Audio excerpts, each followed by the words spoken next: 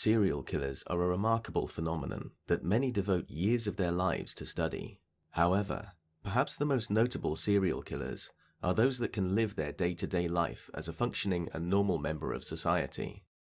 The most blatant representation of this unique group is none other than Lonnie J Franklin. Lonnie Franklin, commonly known as the Grim Sleeper, was an American serial killer who was responsible for at least 10 murders and 1 attempted murder over a prolonged period of time. Franklin mainly targeted young black sex workers, and his preferred method of murder was to lure a sex worker to his van, where he would murder the victims using a gun and dump them on the side of the road. Possibly the most chilling and intriguing factor of this case is the amount of time he evaded the authorities and lived freely among the people of America, and the time he spent away from murder. His crimes spread over a period of 22 years. However, he did take a 14-year break, hence the nickname, the Grim Sleeper. The groundwork for Franklin's capture had been laid 3 years earlier, during the investigation of the January 2007 shooting of 25-year-old Jenica Peters, whose naked body was found in the fetal position inside a trash bag under a Christmas tree. DNA evidence collected from the crime scene matched samples linked with 2 other killings, but at the time, the police did not know to whom the DNA belonged. As a result of this, police decided to do a partial DNA match, where they would attempt to find a match to a relative of the anonymous suspect. Fortunately, a match was found to a relative of Franklin's, and he was brought in for interrogation soon after. I just want to ask you, do you know why you're here? No, I don't. Do you have any idea why you're here? No, I don't. Okay, well, we're working on an investigation, and there's a warrant for your arrest, charging a count of murder. Count of murder? Yes, sir. So, before we get into it, I know I can see right by your expression you got a lot of questions to ask us. We got a couple to ask you, too. Okay. I'm sure you've seen this on TV 1,000 times. I've got to advise you, and then we'll talk about it man to man here. And Okay. that okay? Mm-hmm. You have the right to remain silent. Do you understand that? Yes. Anything you say may be used against you in court. Do you understand? Yes. You have the right to the presence of an attorney before and during any questioning. Do you understand that? Yes. You want to sit here and talk to us about that? I don't even know what it's about. You know? Oh, okay. Okay. Well, here, I forgot. If you cannot afford an attorney, want to be appointed for you free of charge for questioning. Do you understand that? Yes. Okay. So, you want to sit here and talk about the warrant? Yes. And what the charges are against Yes. you? Mm-hmm. Okay, great. We have been investigating a murder that occurred in 2007. Okay? And it involves a young lady. And I'm going to ask you, show you a photograph of this young lady and see if you recognize her.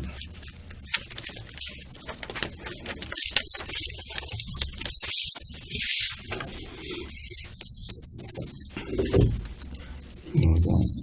You've never seen that girl before? No, I haven't. Who is that? Is that Peters? Yes. All right. No, I haven't. Okay. Like I said, we've been investigating this since 2007. Mm-hmm. And you're not down here. We didn't just pick your name out of a hat. I mean, you watch all these little police shows and CSIs and all that stuff with modern technologies and all that. Right.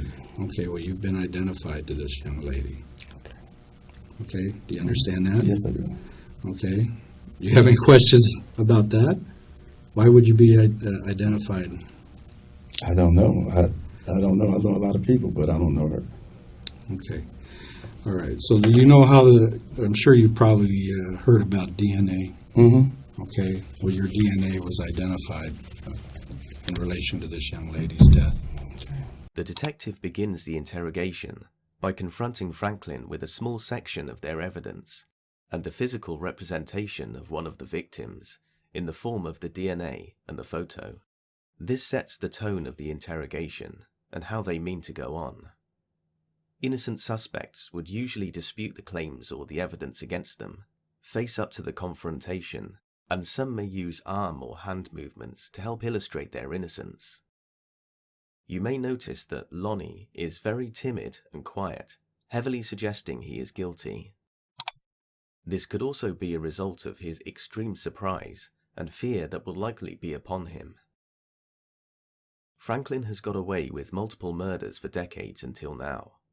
His world is crashing down all around him, and he is also unsure of how many of his victims the detectives know about and the true severity of his situation.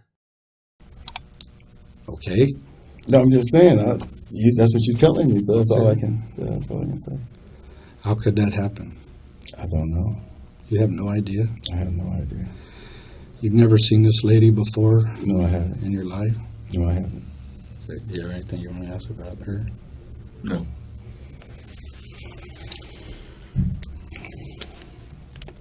Okay, in 2003, this young lady was found killed. Have you ever seen her? No, I haven't. You don't know that lady? No, I don't. You've never seen her? No, I haven't. No, I haven't. Mr. Franklin, just like the other one, your DNA was found on this young lady. Okay. Is there a way to explain that? No, it's not. There's no I don't way. know this. I don't know this lady. Sorry. That's Valerie McCorvey. Okay.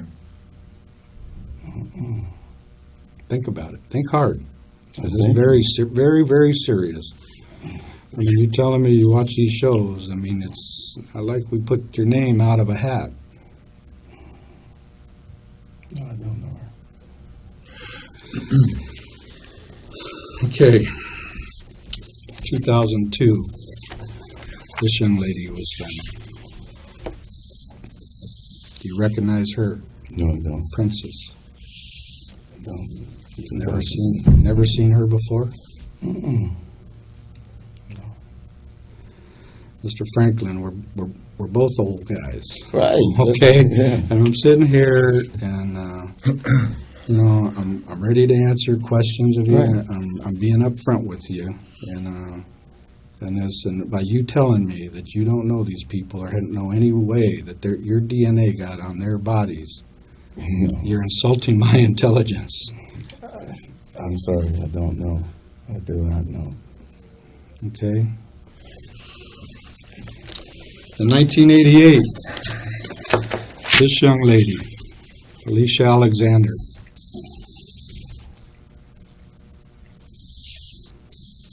was found. And again, My it's all, DNA is it's all linked to you. Now, Mr. Franklin, I mean, you watch these shows. You tell me once, you know, maybe you met the gal and you had a little relationship with her and she turns up dead. You know, maybe a coincidence. I just showed you 4 people. I mean, your coincidences are getting pretty slim. Wouldn't you say? Yes, sir. I mean, what do you? I mean, do you have anything to say? I mean, No, I don't. I don't know the people. I'm sorry. I mean, how would your DNA get there? What logical reason? I have no clue. No clue. I mean, I have no clue how my DNA would get there. Okay. This young lady, Lucretia Jefferson. No. I don't know her. Again. Coincidence? My DNA. I have no idea. Let me ask you something. Do you know what DNA is? Yes, the blood, saliva, anything, any body fluids that make contact. Okay, and it's like a fingerprint. Mm-hmm. Yeah, only one person has that DNA. Okay, so you understand it probably better than I do. DNA being utilized by the police to solve crimes wasn't as well known as it is now, especially the fact that matches to relatives can be used to find a culprit. The average person had little to no knowledge on the topic. Franklin seems to know more than the average person. This could imply that he has researched the topic in the fear that one day it may lead to his demise. Obviously, this cannot be used in court and is not evidence. However, it is an interesting detail. I mean, you're well versed in DNA. It's because I buy food right there on right there 1 block before you get to Gage. Just a little Mexican spot I get food at. Well, the church isn't there anymore, but years ago it was there. But I'm just personally, I'm very impressed at your knowledge of the DNA, that it's saliva and blood, and it only connects to one person in the world. And I mean, even your kids don't have your DNA. You know, they might have your blood type or something, but they don't have your DNA. That's just like they don't have your thumbprint. It's only Mr. Lonnie Franklin that has the DNA makeup that's found on those young ladies right there. So how in God's name is that possible? I don't know. No thoughts. I mean, do you? Okay, all right. Ready? This young lady here, Mary Lowe was her name. No, I don't know her. She looked like girl lived in Rialto, one of my wife's friends. But her name is I can't get it right now. Her name is she was called a few weeks ago. I can't. They're coming to me.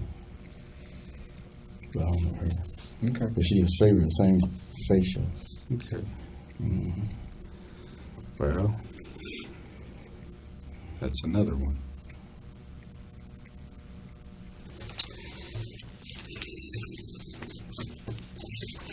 This young lady here, her name was Bernita Sparks. Wow, she looked heavy set. Why? No, I just said she looked fat. Hmm. Yeah, no. Okay. You ever own any weapons? Yes. What kind of weapons?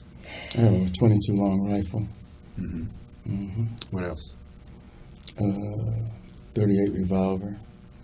Okay. What else?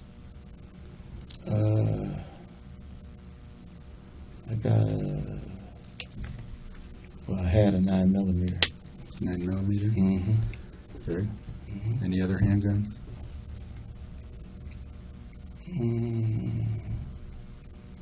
22 pistol, 22 revolver. 22 revolver? That's different than the long rifle you mentioned? Yes, it is. Did you purchase those in gun shops, or did you get them on the street? I purchased a couple of them at gun shops, gun shows. At gun shows? And gun shops? Okay. Western Surplus was down the street. I bought one for, it should be on record, I bought one there. The 22 long rifle? Yeah. Okay. And then you said the 9mm? Where'd you get that? The 9mm, I sold it, but I got it out of Texas. So. Okay, so you no longer have that gun? No. And you mentioned a 38? 38 revolver. Okay. Where'd you purchase that one at? I think I got it from my dad. From your dad? Okay. And is there Yeah, still at the house? It was stolen, no. It was stolen? It was stolen. It was broke into. House was broke into some years ago. Oh, okay. And it got stolen. Do you remember when that was stolen? She was stolen a car in '88, but they broke into the house in '91. 91. And that's a 38 revolver? I lost two guns. Okay, what was the other gun? A 22 pistol. The 22 pistol. That's different from the long one. Right. You're talking about the revolver. Right. It was a little. You can fit it right here in your pocket. Yeah, 22 revolver. And the 22 long rifle, that's what, a semi? I mean, could you? It's a Ruger. It was a Ruger. So it's like a semi-auto? Yeah. I guess so. You can. Yeah. Oh, okay. Well, that's why I'm just trying to make the distinction there. And so that's all the handguns you own? That's it. You don't own any more handguns? No more. What about that 25 caliber there in your closet? 25 caliber. What is it, a rifle? No. 25 caliber. It's a 25 caliber. A pistol. Mm-hmm. Yeah, that's not mine. It's not? No, that's my brother-in-law's. Delroy Lino. He has two. I have 2 things of his. He got evicted. We just picked up his stuff last week. What was the other thing you got? What? What was the other thing that you got? You said you picked up 2 things? Oh, the shotgun. Where is that at in the house? That was in my closet. In the same closet? Mm-hmm. Okay. You don't own any other handgun? No.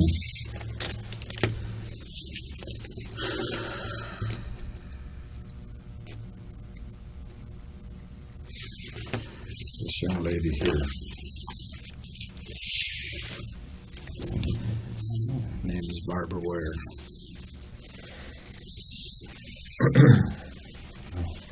Never saw her before. The detective attempts to use silence to non-verbally indicate that he wants to hear more from the suspect, preferably a confession. However, as Franklin is saying very little at this point, anything of use is an improvement. No, nothing about it. Nothing about it.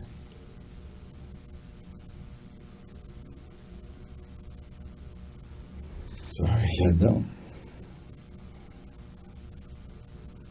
Again, you know, it's like I told you earlier. I mean, I'm really feeling insulted here because all of these people, and it's like I told you earlier, Lonnie, I mean, come on, we're grown men here. I'm not playing games with you. I'm laying my cards right here on the table, just like this. I'm laying my cards right here. I'm telling you. This part of the interrogation will also have been pre-planned before it began. Both detectives will have previously agreed that once they have reached the peak of the interrogation and the tension is at an all-time high, the evidence would be spread out along the table and the lead detective would recite a confrontational monologue. Franklin still withstands his urge to come clean. Maybe 1, I'd say, okay. 2, I wouldn't be going to Vegas if I were you, because your luck isn't that good. But look at all of these. Your luck is running out fast. And unless you come up with some kind of explanation. I mean, I'm not hiding anything from you. I'm telling you straight up. Straight up. This young lady, her name is Henrietta Wright. Go ahead, take a close look.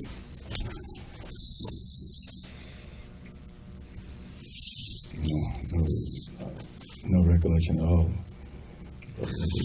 No recollection, or you just don't? I don't know her. I don't know her. But ugly, I don't know her. So, what? But ugly, I don't know her. Sorry, I don't know her.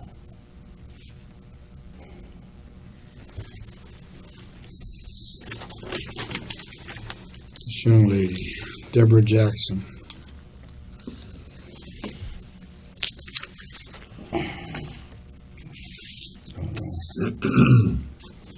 So if I told you you were connected to the deaths of all of these ladies, who do you think Detective Kilcoyne and I would be sitting here looking at? Huh? You don't know who we'd be looking at? Oh, okay. You looking at me? You looking at me? I mean, do you agree? Yeah, I agree with you. I agree with you on that. Yes. I mean, all of these people that you say you don't know, through scientific evidence, are all pointing the finger at Lonnie David Franklin Jr. Sit there and look at their faces, all staring at you, pointing that finger at you. Don't insult my intelligence. Please don't insult. I'm gray-haired. I'm going bald. I'm getting close to the end here. I've done this a lot, okay? Just like you. You've been around. I respect your experience. You're probably the best mechanic there is out there. You're good at what you do. And we've been doing this for a long time, too. You wouldn't be here if we weren't absolutely convinced that you did this to these young ladies. At the time, Lonnie Franklin was sentenced to death for the murders of the 10 women he was convicted for. However, many suggest that he never actually took his 14-year break, and his killing spree could have claimed 25 victims or even more. Recently, however, he was found unresponsive in his cell on death row, and later died on March 28, 2020.